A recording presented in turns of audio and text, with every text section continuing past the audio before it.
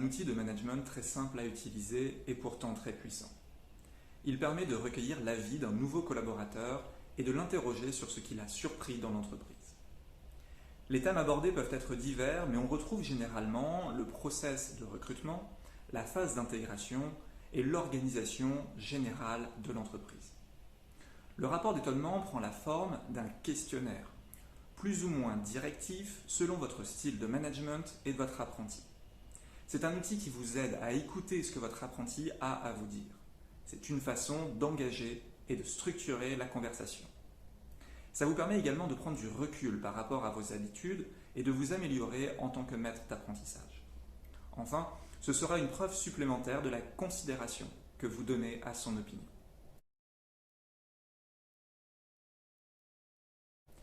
Je le disais, le rapport d'étonnement est très simple à mettre en place. Donnez-le à votre apprenti dès le démarrage du contrat ou le plus tôt possible et expliquez-lui les objectifs. Rassurez-le sur sa franchise dont il doit faire preuve et sur l'absence de conséquences négatives sur son contrat et notamment sur sa période probatoire. Ensuite, laissez-lui 4 à 6 semaines environ en fonction du rythme d'alternance pour qu'il puisse le remplir. Pensez à lui rappeler qu'il doit le renseigner au fur et à mesure pour être plus proche de son véritable étonnement. Enfin, organisez une réunion de restitution pendant laquelle votre apprenti vous expliquera les différents points qu'il a rédigés.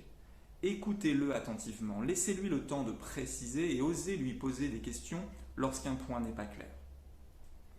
Attention, certaines erreurs sont catastrophiques dans ce début de relation managériale. Ne répondez pas uniquement aux commentaires négatifs, mais pensez à remercier votre apprenti des points positifs qu'il a pu souligner.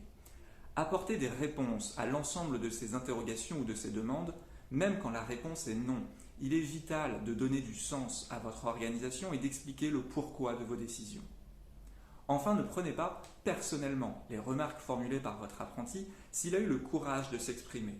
Ayez aussi le courage d'analyser votre fonctionnement avec un maximum d'objectivité.